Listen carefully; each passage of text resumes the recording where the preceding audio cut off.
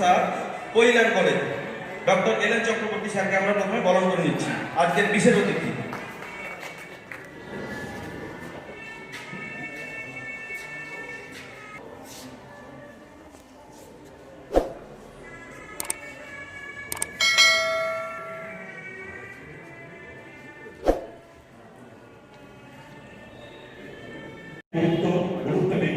মানুষ যেহেতু আমরা মানুষ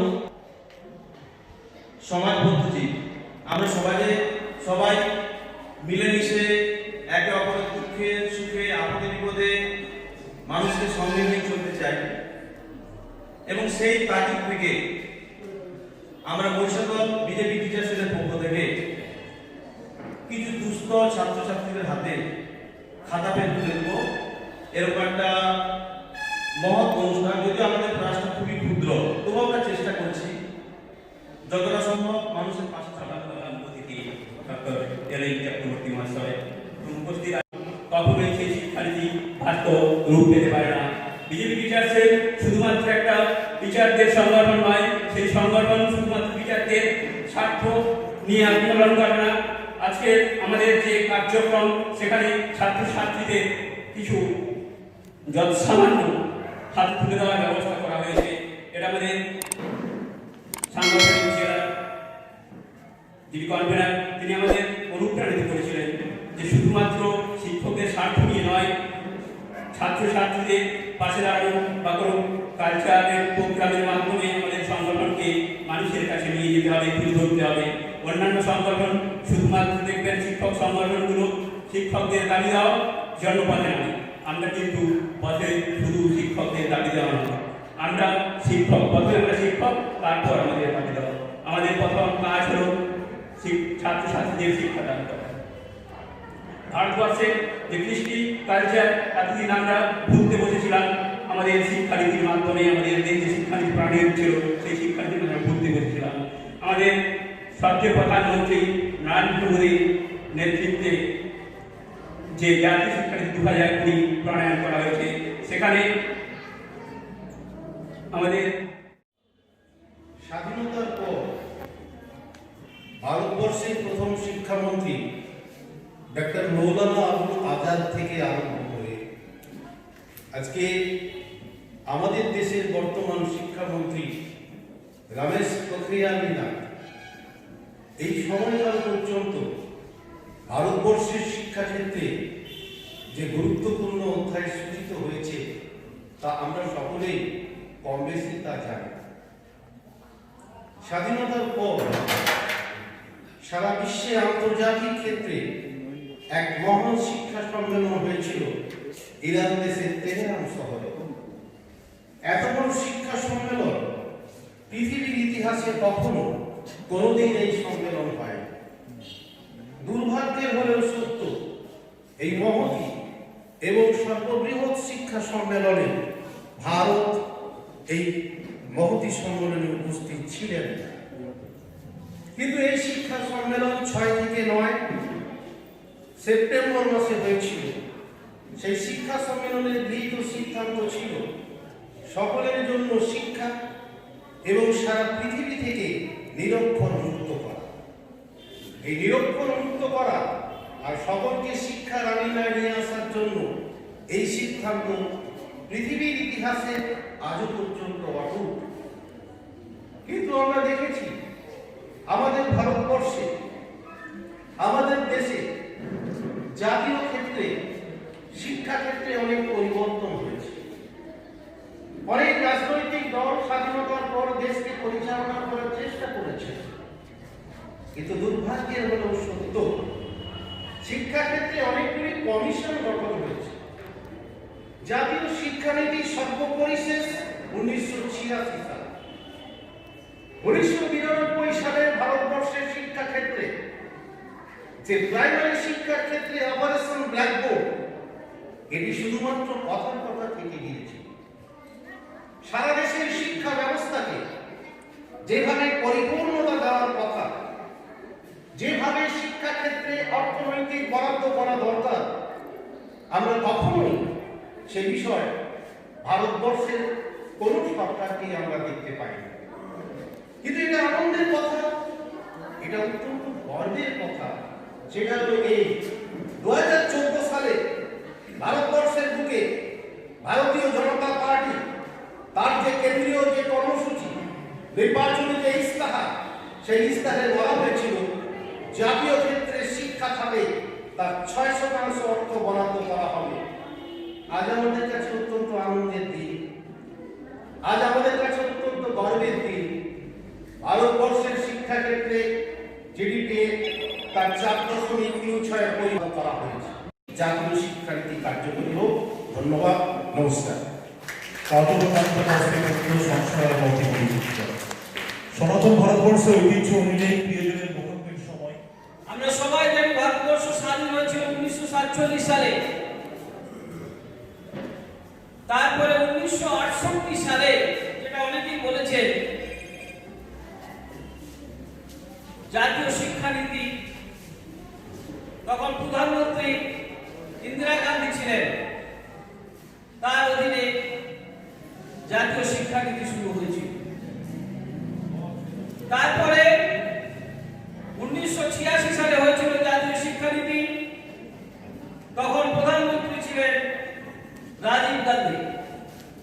সেই 1986 সালে জাতীয় শিক্ষানীতিটাই পরিমার্জিত হয়েছিল 1999 সালে, তখন তৎকালীন প্রধানমন্ত্রী ছিলেন নরসিংহ রাও। তারপরে এত বছর কেটে গেলেও জাতীয় শিক্ষানীতি সেই 1986 থেকে 1999 ফর্মুলা অনুযায়ী চলছিল।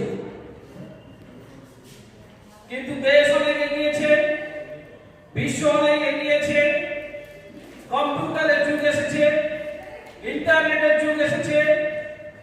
সমস্ত বিশ্ব তথা ভারতবর্ষ এখন ডিজিটাল সিস্টেমে আছে। কম্পিউটারের মাধ্যমে অনেক বিজ্ঞান উন্নত হয়েছে, অনেক সাহিত্যের উন্নতি হয়েছে, অনেক সমাজ বিজ্ঞানের উন্নতি হয়েছে।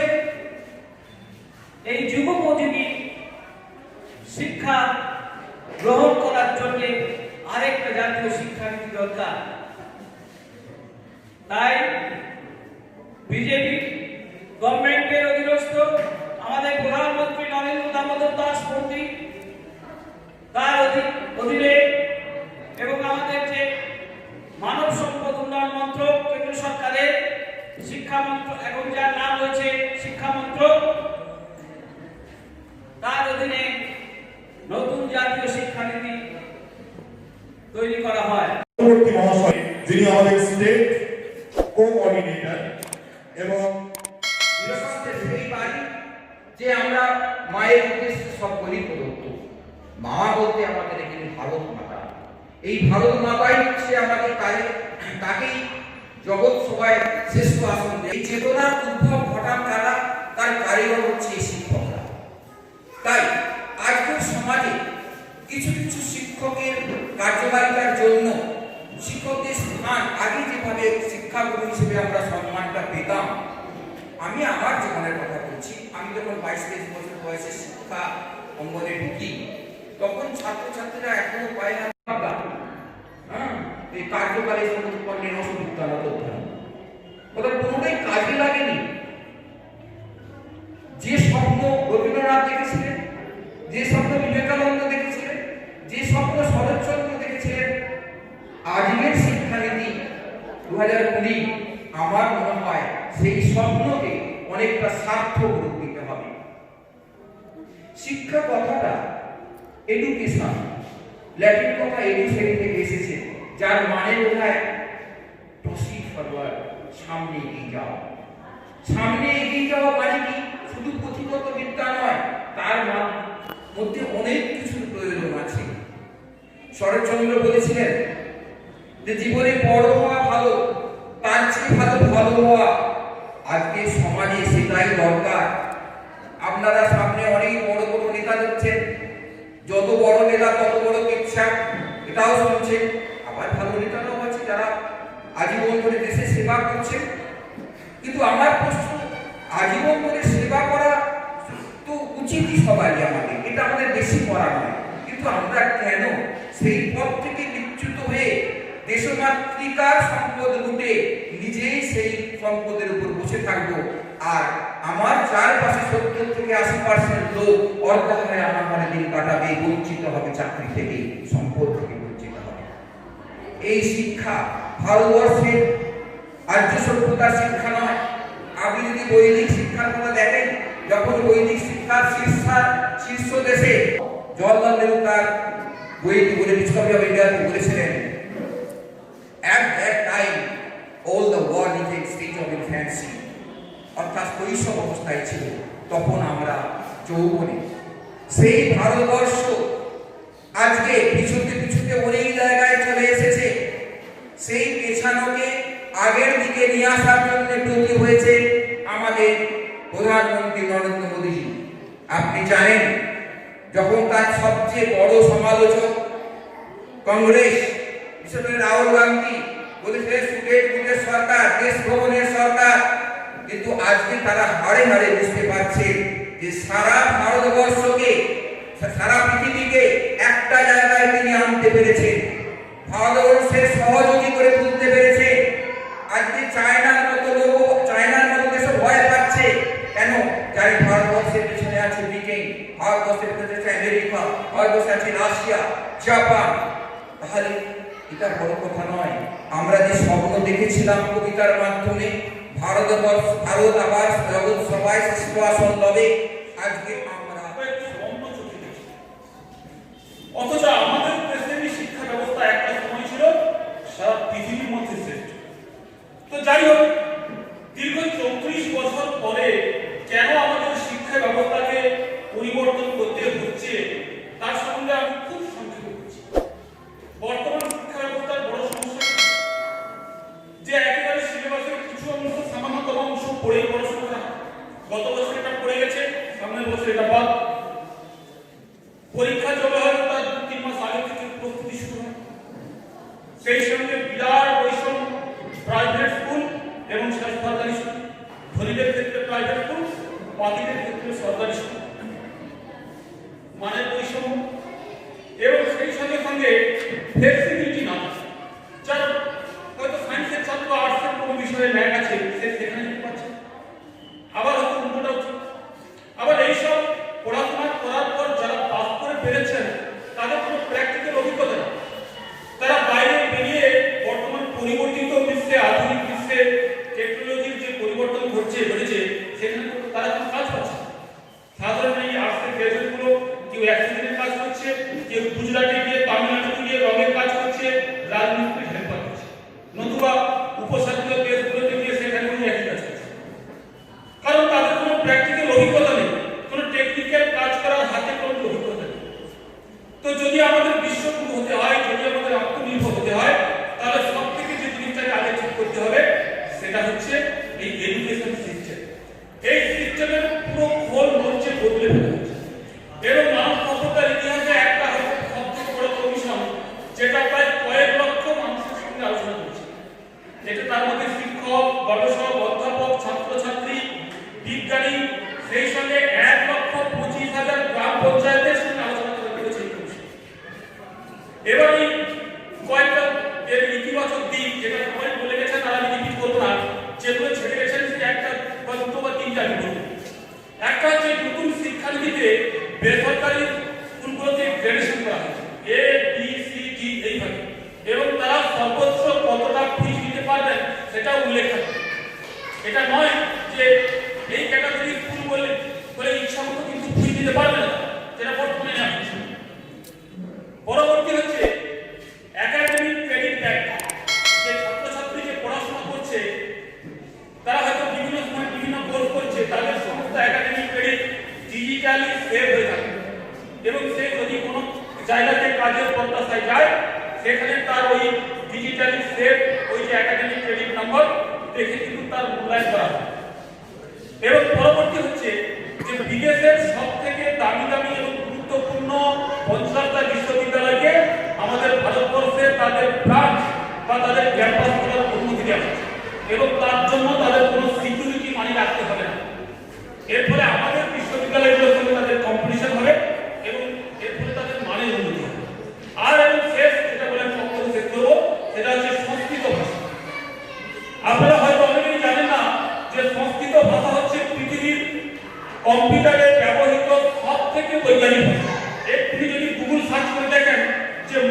Suitable language for talking computer, দেখবেন সেটা আসবে সংস্কৃত। নাসা গবেষণা করে এটা বের করেছে যে কম্পিউটারের উপযুক্ত সব থেকে ভালো ভাষা হচ্ছে সংস্কৃত। তার অনেক কারণ আছে, সেটা বলতে অনেক সময় লাগে। কিন্তু সমস্যা হচ্ছে যদি আমরা আধুনিক কম্পিউটার বানাতে যাই, যারা কম্পিউটার জানেন তারা সংস্কৃত জানেন না, আর যারা সংস্কৃত জানেন তারা কম্পিউটার জানেন না। তো এইরকম একটা পরিস্থিতির মধ্যে আমরা পড়েছি। তো যাই হোক, সংস্কৃত ভাষাকে তুলে ধরার জন্য তার মধ্যে থাকা যে বৈজ্ঞানিকশীলতা এবং যেটা টকিং কম্পিউটার বা আর্টিফিশিয়াল ইন্টেলিজেন্সের ক্ষেত্রে সব থেকে উপযোগী ভাষা, তো তাকে সেইভাবে বিজ্ঞানের যুগপাঠ্যায় আনার জন্য আমাদের সরকার উদ্যোগ নিয়েছে এবং আমাদের দৃঢ় বিশ্বাস এই শিক্ষানীতি আত্মনির্ভর ভারত, শক্তিশালী ভারত এবং বিশ্বগুরু ভারত তৈরির কাজে আমাদের সবাইকে অনুপ্রেরণা দেবে এবং অবশ্যই সফল হবে।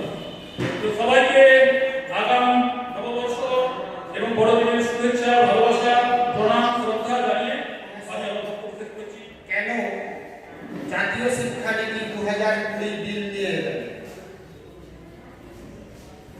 আমরা এমন একটা কঠিন সময়ে বসবাস করছি যে সময়টা কিন্তু খুবই গুরুত্বপূর্ণ সময়। আমরা যদি পৃথিবীর মনুষ্য সম্পদের বিকাশ না ঘটাতে পারি, আগামী দিনে পৃথিবী কিন্তু একদিন শেষ হয়ে যাবে। বিগত 34 বছরের ইতিহাস যদি আমরা দেখি, সেখানে বলা হয়েছিল লড়াই লড়াই লড়াই চাই, লড়াই করে বাঁচতে চাই। মানুষ আজ লড়াই পছন্দ করে না, মানুষ শান্তিতে বাসে পরিবর্তন করা খুবই দরকার। ছোটবেলা থেকে আমি পড়াশোনা করেছিলাম, অয় অজগর আসছে তেড়ে। বাস্তবে আমার ছেলে বলছে, বাবা অজগর সাপ আর ঢ্যাংনা সাপ যদি একসঙ্গে রাখো, কোন সাপটা তেড়ে যায়? ভুল ভ্রান্তি সিলেবাসে ভরা। কালকে কোন একজন সাংসদ বলছে মেদিনীপুরে নাকি বিশ্বাসঘাতকের জন্ম। আমি বিবেচনা করতে বলবো, তাহলে ক্ষুদিরাম বসু বিশ্বাসঘাতক, ঈশ্বরচন্দ্র বিদ্যাসাগর বিশ্বাসঘাতক, মাতঙ্গিনী হাজরা বিশ্বাসঘাতকের কাজ করেছিল। আমি নিখিলবঙ্গ শিক্ষক সমিতির শিক্ষকদের কাছে অনুরোধ করব, এই ভুল আর বলবেন না যে অয় অজগর আসছে তেড়ে। এই ভুল শিক্ষা দিবেন না, কারণ আপনাদের শিক্ষায় ওই সাংসদ শিক্ষিত। সিলেবাসে যদি আপনারা রামকৃষ্ণকে রাখতেন, সিলেবাসের মধ্যে যদি স্বামী বিবেকানন্দকে রাখতেন, তার মার্ক্সকে দূর করে, তাহলে ওই শিক্ষায় কিন্তু শিক্ষিত হতো না, এই ধরনের প্রোডাক্ট তৈরি হতো না। যারা কিনা বলে মেদিনীপুরের মানুষ নাকি বিশ্বাসঘাতক। চলে আসুন, মানব সম্পদের প্রকৃত উন্নয়ন যদি না ঘটে, আপনি আপনার জীবনের কিন্তু হিসাব ভুল করে ফেলবেন। আরেক শিক্ষা ব্যবস্থা শুরু হয়ে গেছে, বাড়িতে বাড়িতে স্বাস্থ্য সাথী। কোথায় ছিল 9 বছর? হিসাব করে দেখুন, পশ্চিমবাংলার 10 কোটি মানুষ স্বাস্থ্য সাথী কার্ড নিয়েছেন।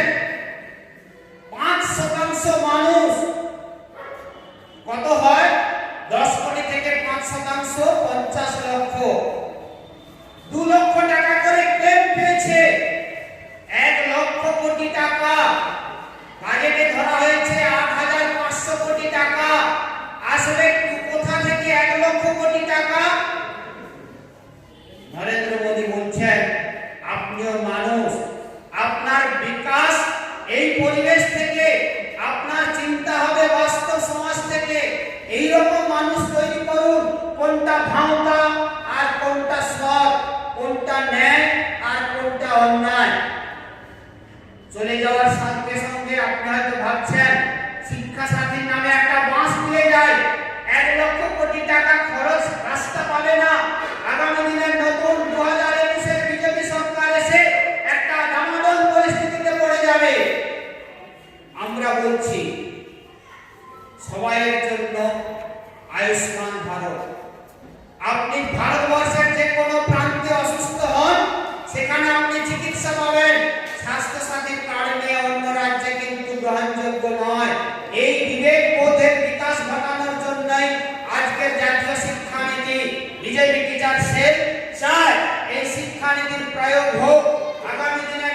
প্রজন্ম দেখুক তারা কি রকম ভাবে থাকতে চায়, তাদের সিলেবাসটা কি রকম হওয়া উচিত।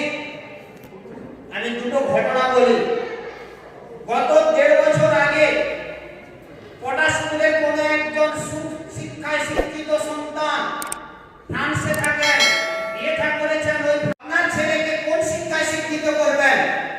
যারা কিনা বলে ক্ষুদিরাম বসু সন্ত্রাসবাদী, সেই শিক্ষা, এই লাস্ট গল্পের মানবিকতার শিক্ষা। প্রশ্নটা আপনাদের কাছে আমি রেখে গেলাম, আপনাদের বিবেক বোধ জাগুক। আগামী দিনে আপনারা আমাদের হাতকে শক্ত করুন। এই দুটি কথা বলে আমি আমার বক্তব্য শেষ করলাম। বন্দে মাতরম, ভারত মাতা কি জয়। অসংখ্য ধন্যবাদ মাননীয় জগন্নাথ মুন্ডা মহাশয়কে। আমরা অনুষ্ঠানের একেবারেই শেষ পর্যায়ে। এই অনুষ্ঠানে আজকে যে সমস্ত ছাত্র কিংবা ছাত্রী বা তাদের গার্ডিয়ান যারা এসছেন, প্রত্যেকের উদ্দেশ্যে আমাদের ঘোষণা, আমাদের টিচার সেল বিজেপি টিচার সেলের পক্ষ থেকে আমাদের যে সামান্য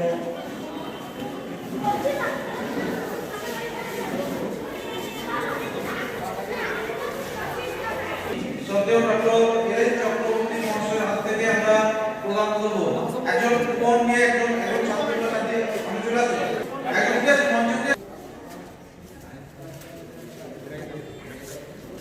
এরপরে সম্মানীয় অতিথি প্রধান শিক্ষক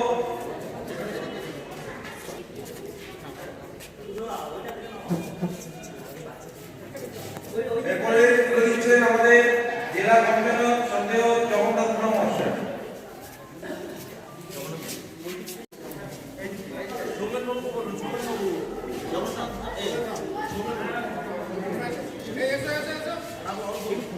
ওরা পরে খাতা এবং পেন তুলে দিচ্ছেন মাননীয় তপন ব্যানার্জি মহাশয়। সাবুন একে একে এলেন চক্রবর্তী, জগন্নাথ মুন্ডা, পার্থসারথী চক্রবর্তী, চন্দ্রশ্রী একে একে তুলে দিচ্ছেন ছাত্রদের উদ্দেশ্যে সামান্য উপহার।